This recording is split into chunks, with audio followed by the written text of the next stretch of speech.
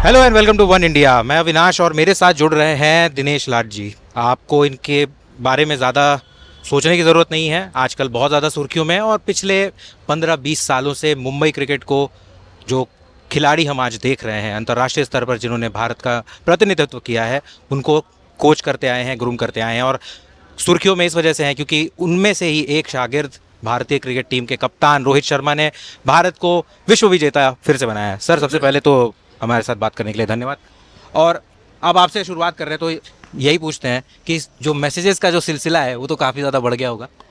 Definitely, क्योंकि बहुत ही खुशी हुई मुझे जब उसके हाथ में जब मैंने वर्ल्ड कप देखा, और उसके बाद फ़ोन कॉल्स आपके मीडिया वाले तो पूरे मुझे सोने ही नहीं देते मीडिया वाले ने, तो बहुत ही अच्छा लगा। बट क्योंकि सबसे अच्छा ये लगा कि ना तो रोहित ने ही नहीं, पूरे टीम ने, पूरे 140 करोड़ जनता को जो जो खुशी दी, वो खुशी किसी को नहीं मिलेगी जो खुशी उन्होंने दी है। तो बहुत ही अच्छा लगा मुझे। थोड़ा सा पीछे जाते हैं, जब रोहित ने आपके कैंप को ज्वाइन किया था, एकेडमी को ज्वाइन किया था, तो अर्ली उनके इंडिकेशंस क्या थे और क्या लग रहा था आपको उनके बारे में? मैंने एकेडमी मेरी ज्वाइन नहीं की थी, मैंने हालांकि उसको देखा था किसी जगह पे जब वो हमारे अगेंस्ट मैच खेल रहा था। एक ही दिन मैंने देखा था उसको, हालांकि 10 ओवर की मैच थी, और उसने जिस तरह से गेंदबाजी की तो मैं बहुत खुश हो गया, क्योंकि मुझे स्कूल के लिए बच्चे चाहिए थे। जैसे कि मैच खत्म होने, मैंने उससे बुला के बोला तू मेरे स्कूल में आ जा, तो तेरे पेरेंट को मिलना है। तो उसके पेरेंट यहीं नहीं रहते थे, वो रहते थे डोंबोली रहते थे। तो उनके चाचा को मैंने कहा कि आपका भतीजा मुझे अच्छा लगा, अगर आपको इंटरेस्ट है तो आप आ जाइए। तो आ गए स्कूल में, एडमिशन का फॉर्म वगैरह भर दिया। उस साल उसका एडमिशन भी हो गया।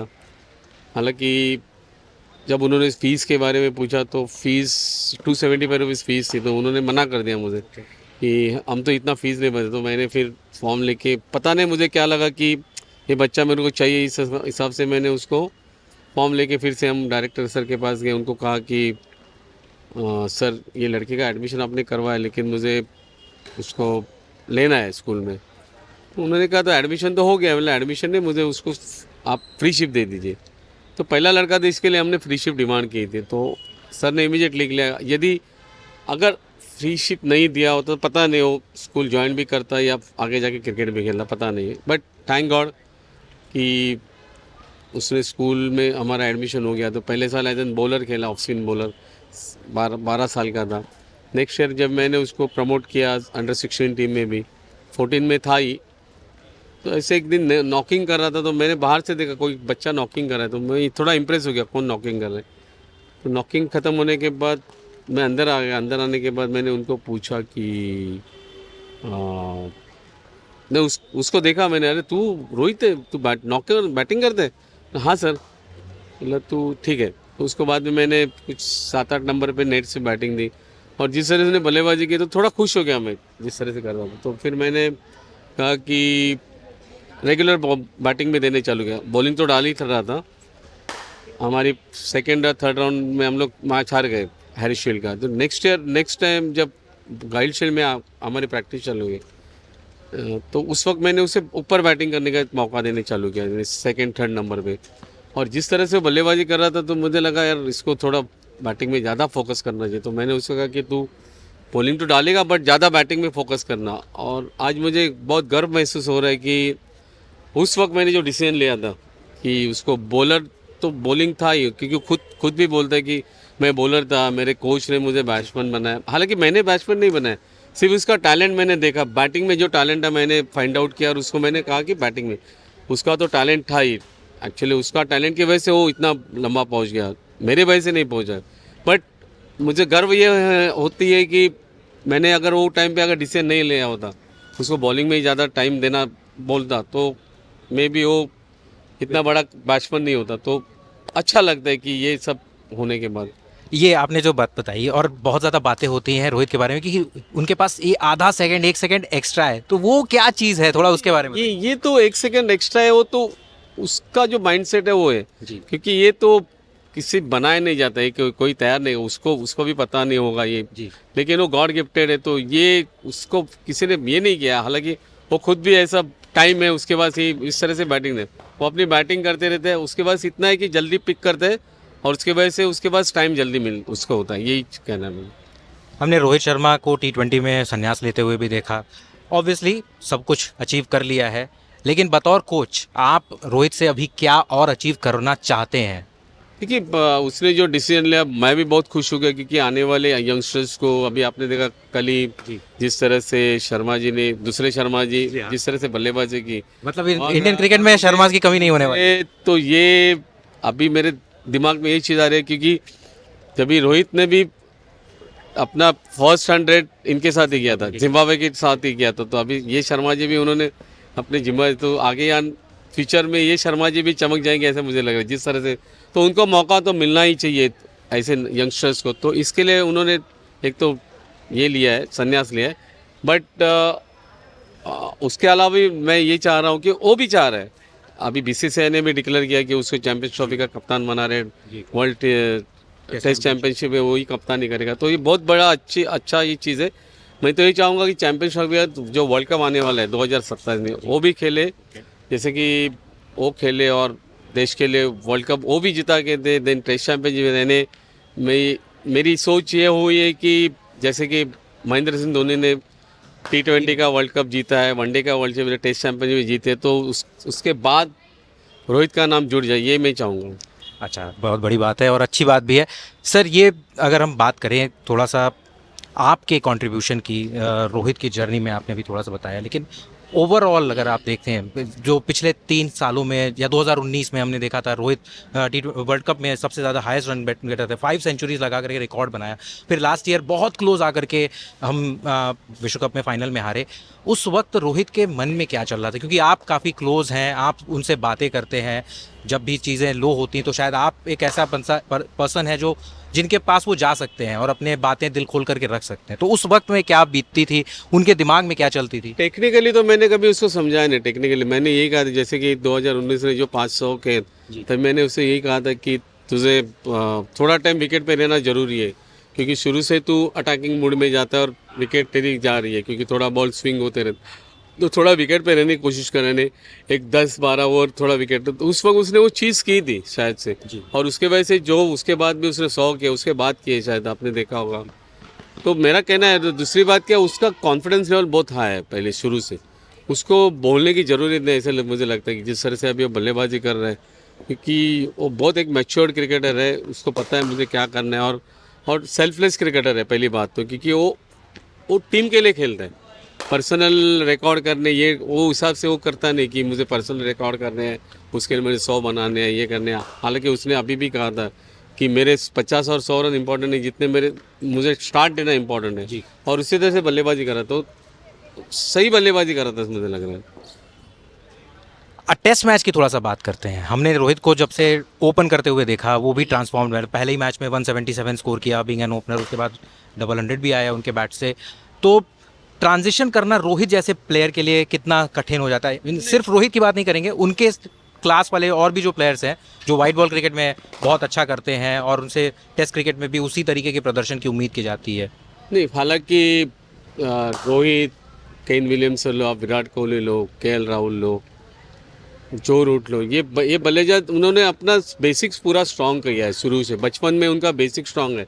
बेसिकली आपका बेसिक स्ट्रांग होगा तो आप सब फॉर्मेट में अच्छा कर देंगे। हालांकि आपने जिन का मैंने नाम लिया, उन्होंने सब फॉर्मेट में अच्छा किया हुआ है, तो ऐसे नहीं कि उन्होंने सिर्फ टेस्ट मैच में किया है, T20 में। अगर आप देखेंगे तो T20 क्रिकेटर जितने हैं, मैं ये नहीं कहूँगा किसी का नाम नहीं, तो बहुत सारे T20 क्रिकेटर जो 50 ओवर्स में सर्वाइव नहीं कर पा रहे, जो टेस्ट मैच में, बट उल्टा रोहित है, क्योंकि रोहित ने शुरू से अपना बेसिक स्ट्रांग किया। इंपॉर्टेंट है आपका बेसिक, क्योंकि आपको बॉल डिफेंस करना है, वही ड्राइव करना है, ऊपर से मारना है, वही चीज़ है। क्रिकेट तो वही है, खाली अपना माइंड सेट आपका होना चाहिए कि मेरे को ये बॉल क्या करना है। तो डेफिनेटली रोहित को तो कभी दिक्कत नहीं है, मुझे लग रहा है। आपकी बात करते हैं, यहाँ पे हम देख रहे हैं कुछ प्लेयर्स, बच्चे जो हैं वो आप कोच कर रहे हैं उनको। हमने देखा किस तरीके से एकदम आपको बहुत ज़्यादा रिस्पेक्ट भी करते हैं और ऑब्वियसली वो करना भी चाहिए। इन युवाओं को, रोहित शर्मा, विराट कोहली, सूर्य कुमार यादव, शिवम दुबे, इनको देख करके इन्हें क्या सीखना चाहिए इन दिग्गजों से? बेसिकली मैं ये नहीं कहता आपको रोहित शर्मा बनना है या तो सूर्य कुमार, आपको आपका इंडिविजुअलिटी आपका नाम करना है पहली बात तो, क्योंकि मैंने ये कहा ना कि मैं उसके ऊपर ही ज़्यादा फोकस करता हूँ, जान कि बेसिक्स। जी। अगर आपका बेसिक्स कभी तक ये नहीं अच्छा नहीं तो आप क्रिकेट आगे फिर। और दूसरी बात, आपका फोकस होना चाहिए आपको। दूसरी बात, आपका डेडिकेशन सॉलिड होना चाहिए। यानी आप अगर जब प्रैक्टिस में आते हो तो सिंसेरिटी होना चाहिए। ये सब चीज़ें आपका अगर होगा तो सबसे पहली बात है आपको सेल्फ मोटिवेटेड होना चाहिए। ये सबसे बड़ी बात है। हालांकि मैं अभी मेरे पास ये एक आध बैट्समैन आता है मुझे पूछने के लिए कि सर मैंने कैसे बैटिंग की या तो मैंने कैसे बॉलिंग की, तो मैं उनको क्वेश्चन, मैं उल्टा ऊपर से उनको क्वेश्चन करता, तुम्हें क्या लग रहा है तुमने क्या बैटिंग की? तो बोलते मैंने अच्छा बैटिंग, तो मेरे पास क्यों आया तू? अननेसेसरी तू अगर तू अपने आप पर भरोसा नहीं कर तो क्रिकेटर नहीं बन पाएगा। ये सबसे बड़ी पहली बात है। क्योंकि मैं, अगर तुम ये एक बैट्समैन खेल रहा है, अगर वो 50 बॉल बैट खेल रहा है एक नेट में और हालांकि उसने 3-4 बॉल खराब खेले, तो उसका मतलब ये खराब बैट्समैन नहीं है जी। बट वो क्या रहते हैं, वो इम्प्रेस करने के लिए आते हैं कोच के पास। बट मैं चाहता हूँ कि वो डिपेंड नहीं होना चाहिए किसी के ऊपर, कोच के ऊपर डिपेंड नहीं। एज एन कोच मेरा एक ऑब्जर्वेशन, मेरा एक ये होना चाहिए कि बच्चा खेल रहा है, बैटिंग कर रहा है, एक आध बॉल एक आध शॉट वो गलत कॉन्स्टेंटली कर रहा है जी। तो तभी मैं उनको बताता हूँ कि ये गलत कर रहा है, ये थोड़ा ऐसे चेंजेस करना चाहिए। ये मैं बात बता दूँ। या तो बॉलर है, बॉलर को भी यही बोलता हूँ, जब तक आप सेल्फ मोटिवेटेड नहीं, सिर्फ आपको अपने आप पर भरोसा नहीं, तो आप क्रिकेटर नहीं बन पाएंगे। और इसकी वजह से रोहित जो क्रिकेटर इतना बन गया, रोहित लो, मेरा बेटा है सिद्धेश लाड, देन हरमीत सिंह लो, देन शार्दुल ठाकुर लो, श्वेत पारगे, ये सब अपने बलबूते के ऊपर इतने टॉप पे गए। तो मैं चाहता हूँ कि उन्होंने यही अपना ये करना है, अपने आप पर भरोसा रखना है क्रिकेट में। आखिरी सवाल सर, आपका कुछ दिन पहले एक ट्वीट भी आया था, आपने एक पीएम मोदी को एक आपने अपनी तरफ से रिक्वेस्ट भेजा है, थोड़ा उसके बारे में बताइएगा। बेसिकली मैं ये जो स्कूल है स्वामी विवेकानंद स्कूल, लास्ट 28 साल से स्कूल को जुड़ा हुआ है। तो ये स्कूल को मैं 28 साल से, ना मैं स्कूल से पैसे ले रहा हूँ ना मैं किसी पेरेंट से पैसे ले रहा हूँ, पूरा ऑनररी में कर रहा हूँ ये सब। तो इसके वजह से, और स्कूल का ग्राउंड छोटा है, वहाँ पर सिर्फ प्रैक्टिस होता है और यहाँ पर ग्राउंड्स है अवेलेबल। महाराष्ट्र सरकार के जो जेएमसी के पास वगैरह ग्राउंड्स है, बट वो ग्राउंड मुझे अभी मुझे एक सीएम के थ्रू मुझे ग्राउंड मिला था, बट ग्राउंड का मुझे मेंटेनेंस भरना 1,70,000 में रेंट भरना पड़ रहा है। उसके बाद मुझे माली का खर्चा है, देन वॉचमैन का खर्चा है, देन एक आध दो कोच रखे उनका खर्चा है। तो ऑल टुगेदर मुझे 4 लाख का खर्चा हो रहा है। और ये खर्चा निकालने के लिए मुझे कोई कॉर्पोरेट्स को मुझे देना पड़ रहा है ग्राउंड। हालांकि मैं नहीं चाह रहा हूँ कि मुझे कॉर्पोरेट से कि उनसे पैसा ये करूँ ले लूँ। अगर ये ग्राउंड, अगर मुझे अभी ये ग्राउंड का ये था कि 8 महीने के लिए मुझे मिला था, अभी वो ग्राउंड मेरे हाथ से निकल गया है। अभी उसका टेंडर निकला हुआ है, बट टेंडर निकलने के बाद टेंडर अभी तक ओपन नहीं किया हुआ है। अगर वो ग्राउंड मुझे मिलता है 10 साल के लिए, तो और कई बच्चे, मैं रोहित शर्मा नहीं बोल रहा हूँ, वो टैलेंटेड बच्चे में वो आगे जा सकते हैं। क्योंकि अनलेस आप मैच नहीं खेलते आपका इंप्रूवमेंट नहीं होता है। और मैंने अभी रूरल एरिया से ऑलमोस्ट 12 बच्चे मैंने एडॉप्ट किए। अच्छा। उनको मैंने मुंबई, और हालांकि वो बच्चे 7 साल 8 साल ऐसे बच्चे ये एज के रूप में, मैं तो वो पेरेंट को थैंक्स बोलना चाहिए कि उन्होंने मुझ पर भरोसा रखा है, जो पूरा अपना गांव छोड़ के इधर आए हैं। तो ऐसे बच्चों को अगर मैं टाइम नहीं दूँ, अच्छा फैसिलिटी नहीं दूँ, तो जीरो हो जाऊंगा मैं। तो इसलिए मैंने पीएम मोदी साहब को मैंने कहा कि अगर मुझे ग्राउंड मिल जाए तो और मैं अच्छे बच्चे में मुंबई के लिए फ्यूचर में जाके देश के लिए दे सकता हूँ। अभी पीएम मोदी साहब कभी देंगे उसके लिए मैं वेट कर रहा हूँ। जिस दिन मुझे मिलेगा तो मैं मोदी साहब का बहुत बड़ा शुक्र अदा करूँगा। चलिए, उम्मीद करते हैं वो देर ज़्यादा ना हो, क्योंकि आपने चैंपियन प्लेयर्स भारत को बहुत दिए हैं और एक बड़ी लंबे अंतराल के बाद भारतीय टीम को विश्व विजेता बनने का मौका मिला है। अगर T20 की बात करें तो तकरीबन 17 साल का समय बीत गया। सर, जब एक तरीके का जब जीत मिलती है, टूर्नामेंट जीतती है टीमें या प्लेयर्स जब जीतते हैं, तो बीइंग अ एकेडमी और बीइंग अ कोच, कितना एक रेवोल्यूशन आपको देखने को मिलता है? तो डेफिनेटली, क्योंकि अभी आपको पता है कि मेरे पास पूरे दुनिया से लोग आ रहे हैं, ना कि भारत देश से। मेरे पास यूएस से लोग आ रहे हैं, मेरे पास साउथ अफ्रीका से आ रहे हैं, यूके से। और ये बात, लेकिन मैं ये कहूँगा आपको कि ये भी बच्चे आते हैं, मैं उनसे पैसा नहीं लेता हूँ। अच्छा। ये नहीं कि वो बाहर से आ रहे थे मैं उनसे पैसा ले रहा हूँ। उनके वीडियोज़ भी है मेरे पास, उनके पेरेंट के वीडियो है, क्योंकि वो ज़रूरी है। क्योंकि लोगों को ऐसा लगे बाहर से आए तो उनसे बहुत सारा पैसा ले रहे हैं सर, उनसे भी मैं पैसा नहीं ले रहा हूँ। मैं सिर्फ क्रिकेट का पैशन मुझे है, क्रिकेट ने मुझे बहुत बड़ा किया है, इसके लिए मैं कर रहा हूँ। मैं फिर से मोदी साहब को मैं रिक्वेस्ट करना चाहता हूँ कि यदि आपके माध्यम से मुझे अगर ग्राउंड मिलता है, और आप भी आप अगर थोड़ा फोर्स जी मोदी सर को ज़रा बताएंगे हम मीडिया के जरिए ज़रूर आपकी बात ये तो मुझे बहुत खुशी हो जाएगी, ऐसे मुझे लगेगा। चलिए धन्यवाद सर। तो ये है दिनेश लाड जी, नाम शायद किसी पहचान का मोहताज नहीं है। जिस तरीके से भारतीय क्रिकेट को सिर्फ एक बड़ा खिलाड़ी नहीं, खिलाड़ियों पे खिलाड़ी इन्होंने दिए हैं और आने वाले समय में उम्मीद करते हैं इसी तरीके से और फ्यूचर सुपरस्टार्स इनकी छत्र छाया में पनपेंगे और भारत का नाम रोशन करेंगे, मुंबई क्रिकेट का नाम रोशन करेंगे। धन्यवाद।